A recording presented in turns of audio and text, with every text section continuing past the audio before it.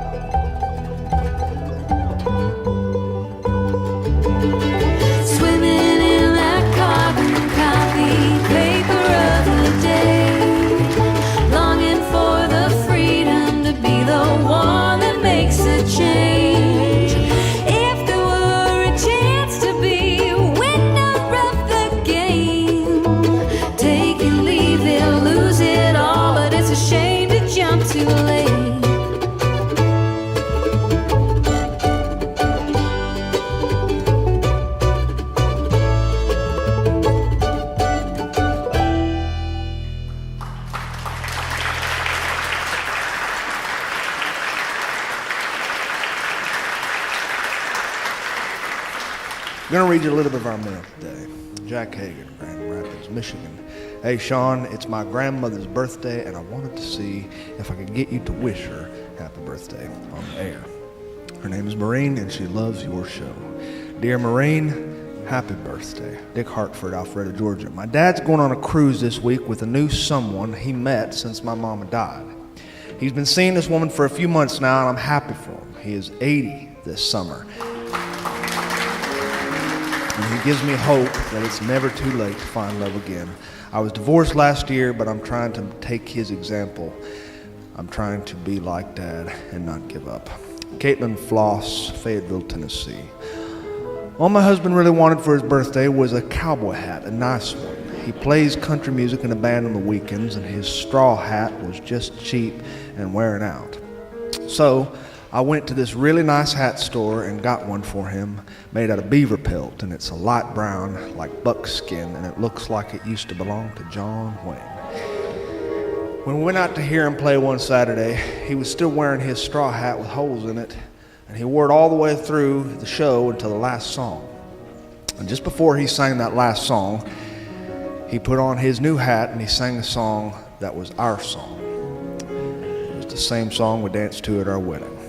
Little things mean more to me the older I get.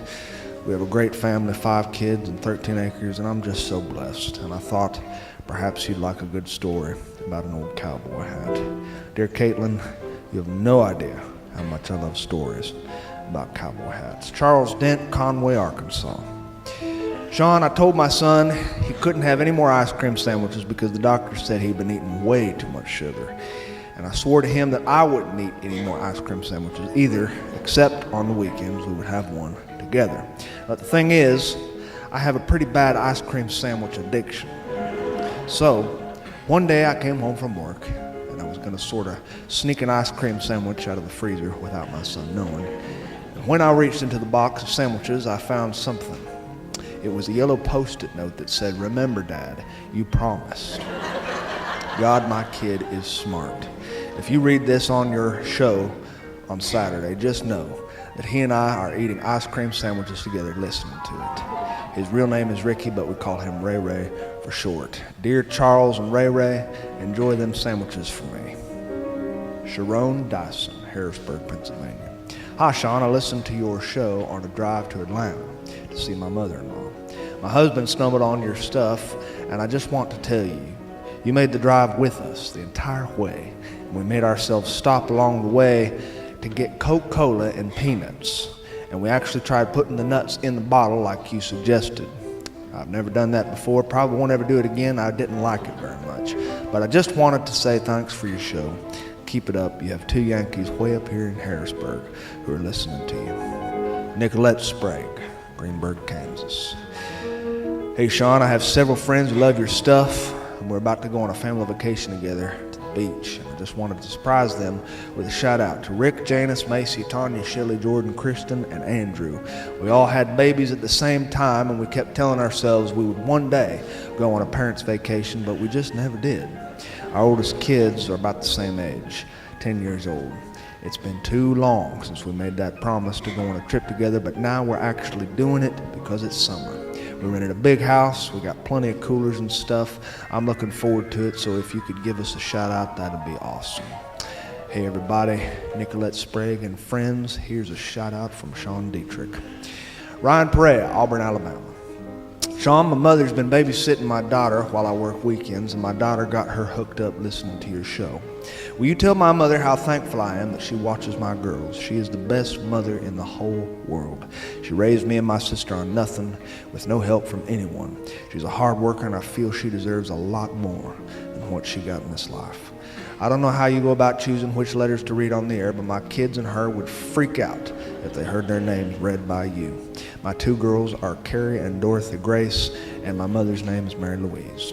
Carrie and Dorothy Grace and Mary Louise and Ryan Perea, I love you. I don't know you, but I love you. Ford Patterson, Guthrie, Oklahoma. Sean, I was coming home from the store and I saw this guy on my porch selling magazines for some sort of charity deal, I guess. And he went through his sales pitch, and I have to tell you, he was pretty good. And he seemed like a cool kid. He could make you laugh if you listened to him long enough. He's a natural salesman. And suddenly I felt so bad for sending him away that I just subscribed to all sorts of magazines, even though I didn't want them. It didn't cost me much, but it sure made his day. And it occurred to me just how little it takes to make someone's day. I figured you'd like to hear stuff like that. You bet I would, Mr. Ford Patterson. Andy Tierney, Anniston, Alabama. Sean, my son just got potty trained. It's been a long ordeal. And it's really all thanks to the commitment on my wife's part, because I would have given up long ago. Because I'm kind of lazy. I'm lazy. She worked with him on it day in and day out, and he finally sat on the toilet and he did his thing. And my wife and I were both videoing him with our phones when it happened. And there I was thinking to myself, we're a couple of grown-ups videoing somebody using the toilet. It's really not something I guess you want to share on Facebook, but you do want to remember it. What has this world come to? But I'd do it over again because my son is my whole life. He's growing so fast it's ridiculous, and I don't want to miss a moment of it. My wife is awesome too. I couldn't ask for a better mother. I couldn't ask for a better family. Patricia Dargett, Montgomery, Alabama. When I was a young girl, my mom and I would listen to Saturday radio programs with Hank Williams. I will never forget it. But sometime after TV started, I guess, radio just kind of fizzled out, and it makes me sad because I love radio. My favorite part of the programs was the announcements and the commercials. Sean, you should consider having old-time commercials on your show just for kicks, or maybe even just reading an old commercial script. That would be good enough for me. I remember Hank Williams used to advertise Mother's Biscuits. You're probably too young to remember that. Anyway, I just thought it'd be something you could do really well. Well, Patricia, how about this? From the folks who make Mother's Best Flour, Mother's Best Farm Feed, and new Mother's Best Self-Rising Cornmeal, bring you Mother's Best Lovesick Blues Boy and all of Mother's Best music makers, and yours truly, Mother's Best Little Old Boy Cousin Sean Dietrich.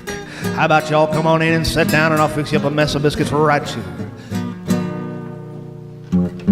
Come on in, and try something of Mama's. Come on in, please remove your Fitbit. Come on in, and have a seat at the table. You won't be sorry if you try some of Mother's biscuits.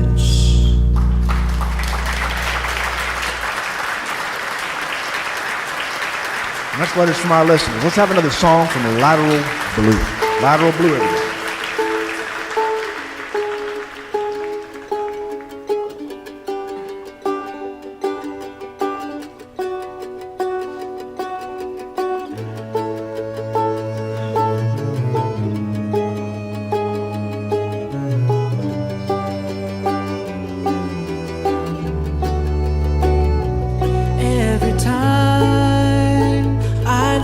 The sea, I wonder if you're on the other side, looking back at me. And every time I look at the stars, I wonder if you're seeing them wherever you are. I ask our friends, they've seen you around. They've seen you loving on a life, the sweet and sound. But they say that they don't know wherever you may want to live or may want to go. But the truth is I don't miss you, Evelyn. I don't miss that cell you like to lock me in. Every time I think about you, I start to grin. 'Cause there's no us, Evelyn. No, no, no.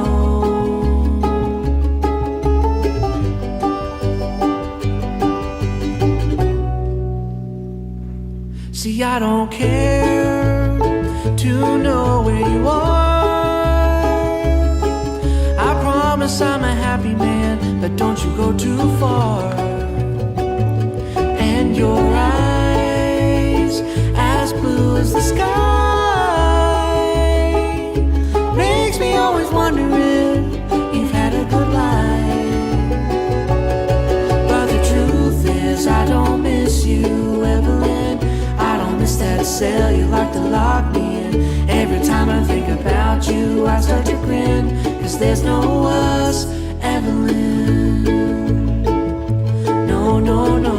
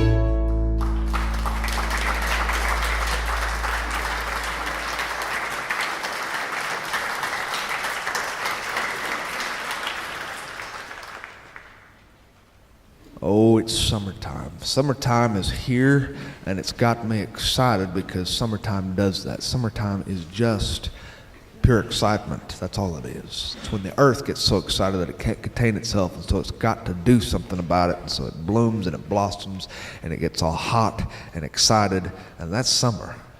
The whole world is one big ball of excitement. That's why the whole of society just starts running around in circles and doing things they wouldn't normally do. You can look and you can see on the interstates lines of traffic that would go for miles and miles and miles, and inside each one of these cars and traffic is a family.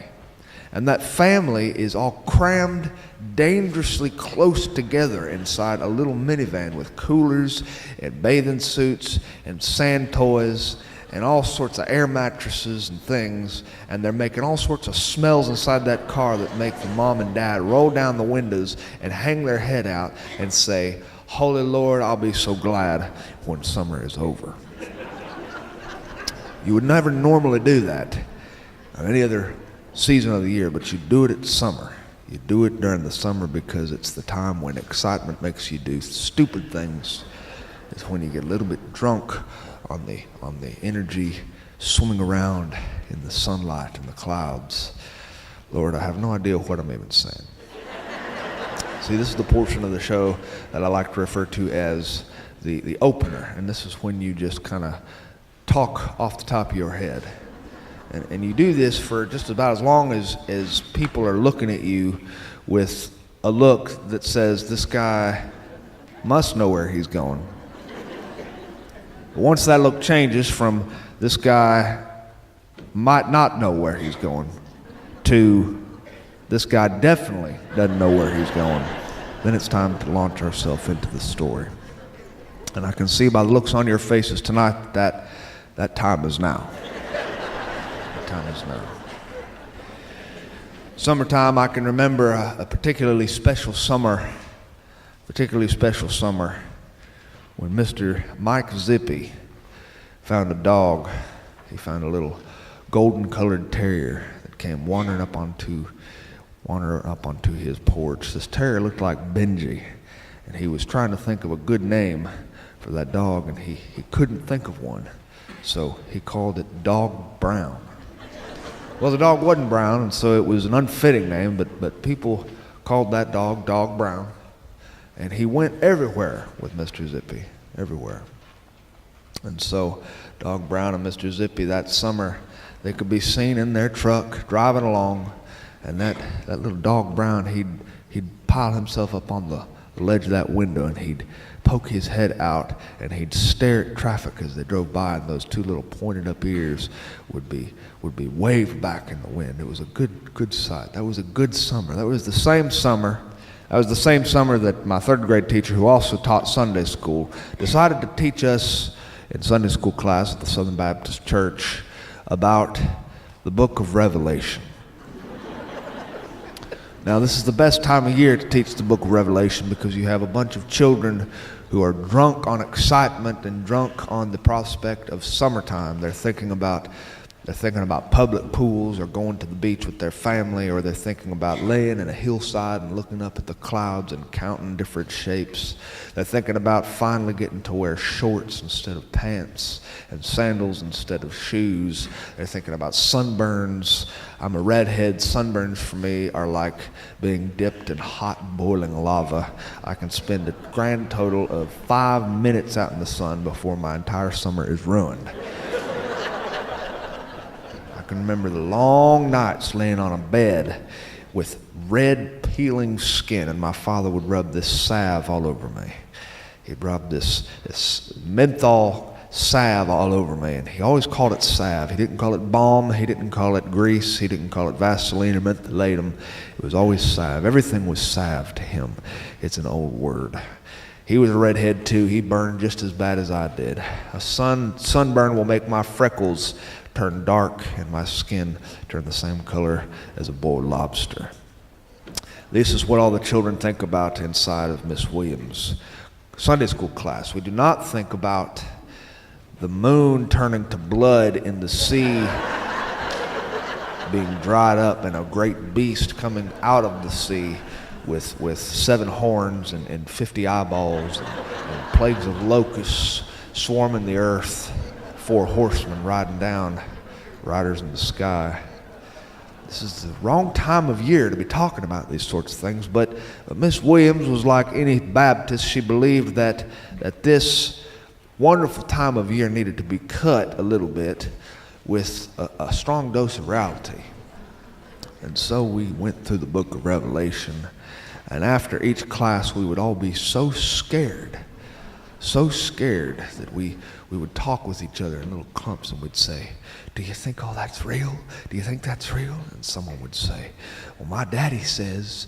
And so the conversation would go, and we would have these biblical conversations that would terrify us. And this, I suppose, is what Mrs. Williams wanted. She liked to see children terrified. It was perhaps her most favorite emotion for a child to wear, with the exception of the emotion of contrition. Contrition was something she tried to teach whenever a child did something wrong. She would bring them aside and she would guilt them into feeling very, very sorry for what they'd done. She tried to do this with my buddy Adam and I. She pulled us aside and she said, "Oh, whoever put frogs in the girls' bathroom, oh, they have just terrified the little girls who were in there. I bet those 2 little boys feel very badly about putting frogs in the girls' bathroom."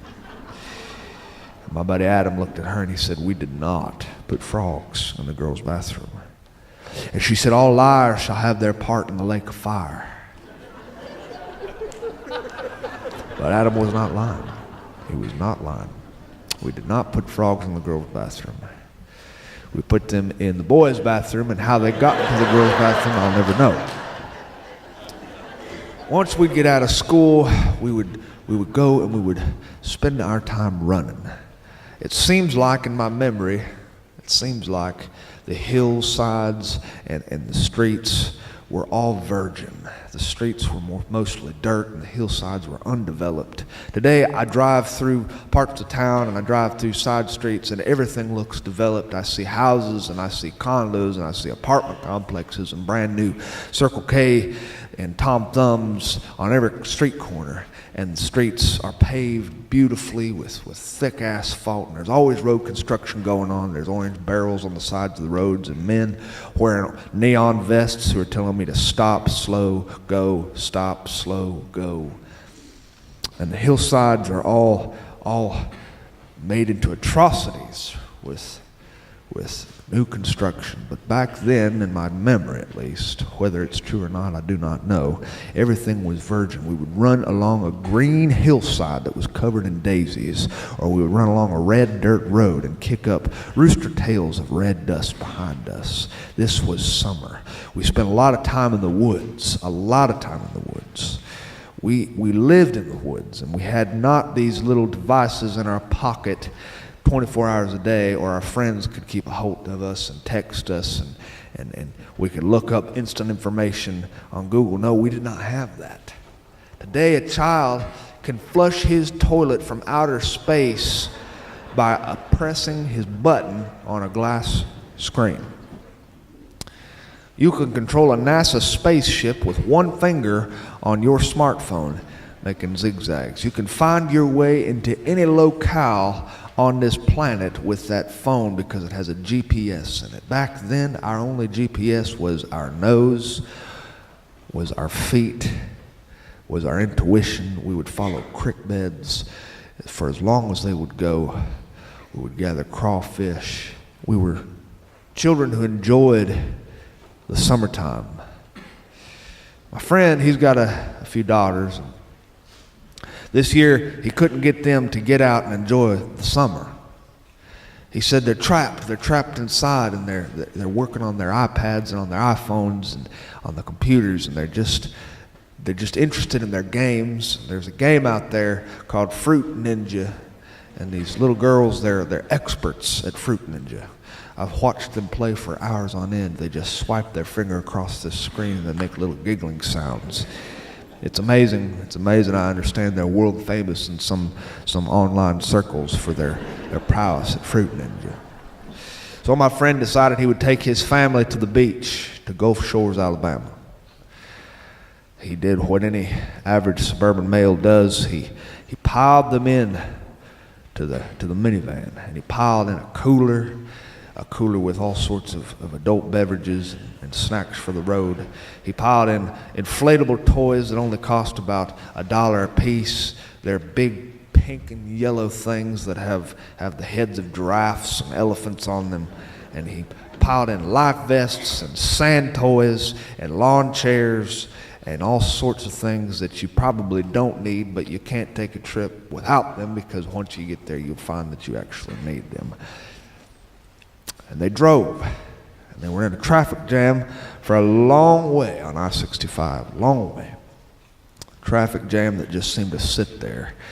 And he looked into his back seat, and he saw his two little girls playing on their technological devices with their fingers swiping across the screen. He said, "Hey, how about we sing a song? How about we sing a song?" And so he started singing songs that we learned back in Sunday school a long time ago. Songs like, "I've got the joy, joy, joy, joy down in my heart." I didn't sing it that low back then. My voice has been ravaged by the effects of testosterone. He sang, "Father Abraham had many sons, and many sons had Father Abraham.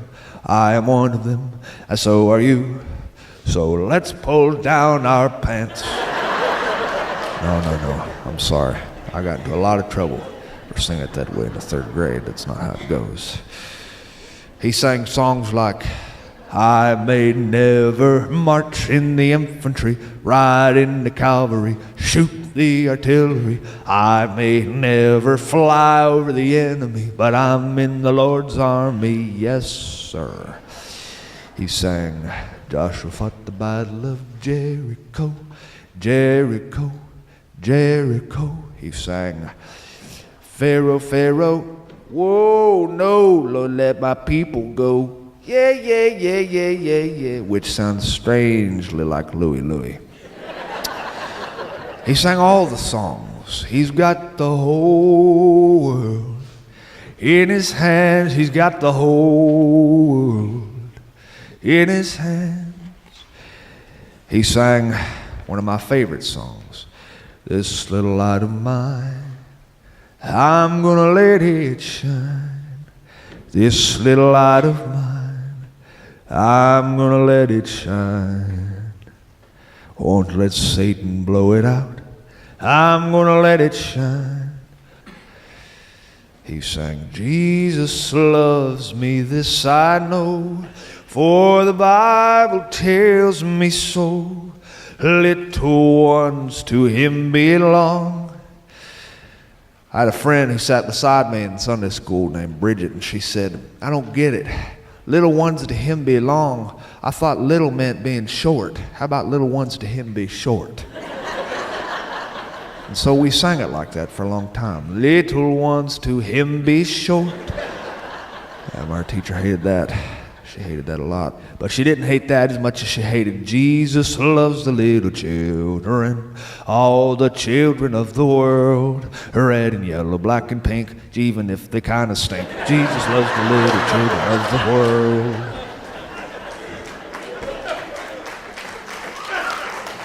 If you did stuff like that in her class, you could expect an entire in-depth exposition on the book of Revelation in your summer break, which is what she decided to do. Oh, my friend was driving along and he was teaching his girls these songs. These are classic songs, the B-I-B-L-E. Yes, that's the book for me. I stand alone on the Word of God, the B-I-B-L-E. Or I am a C, I am a C-H, I am a C-H-R-A-S-T-I-A-N, and I have C-H-R-A-S-C and my H-E-R-A-T, and I will L-O-V-E-E-T-E-R-N-A-L-L-Y.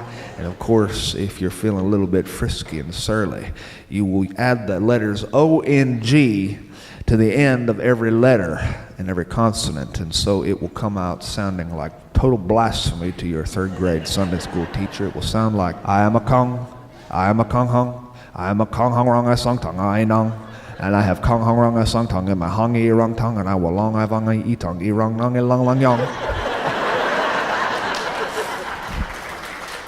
Well, I can't believe I didn't know how to do that. But his girls were not interested in this. They were not interested in the old songs. They were not interested in the heritage of a whole bunch of snot-nosed brats who sat inside that back room at the First Baptist Church and learned how to sing songs about being related to Father Abraham. But he tried, and they sat quietly in the back seat with their fingers swiping across the screens, and he finally gave up. And he turned on a radio song that they wanted to hear, his two little girls. And radio has changed a lot. It's changed a lot since we were coming up. Radio nowadays is primarily produced with computers instead of instruments. There used to be a time when you could turn on the radio and you could hear things with steel guitars and twin fiddle intros. Today, they're robots, and so they will play these songs through a computer. And these computerized songs sound like a girl who brought an electric guitar to a chainsaw fight. So he turned off the radio, and when he got to Gulf Shores finally, he was tired and his back hurt. And his wife, she was massaging him with Tiger Balm, or what my father might have called salve. They had a nice condo. It was a beautiful place. It had just been redone, had tile floors, had granite countertops. And he was feeling a little bit depressed. He was feeling that childhood has been robbed from his girls, and he just wanted to connect with them somehow. But they just were different. This generation is different, and it's hard to reach people in it. And so he sat on a chaise recliner outside on that patio, and he felt a little bit sorry for himself. And while he sat there, his wife came out, and she had her hands behind her back, and she said, "Girls, come out here and show your daddy what you've been working on."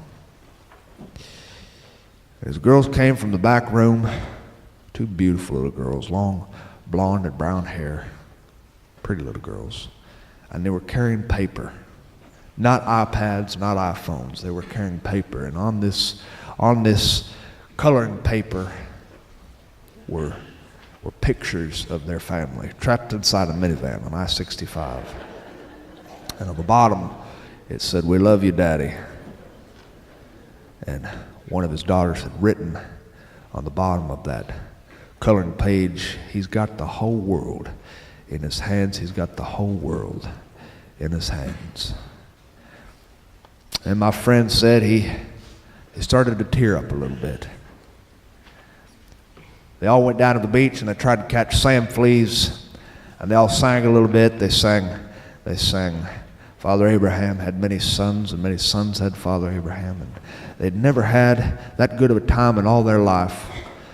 And my friend asked his wife, he said, "How did you get them to do it? How did you get them to finally put down their tablets and their smartphones?" And she said, "It's simple. It's simple. As soon as we got to the condo, I sat them down. I took away their phones and their iPads, and I got the Bible, and I read them stories straight from the book of Revelation to scare the bejesus out of them."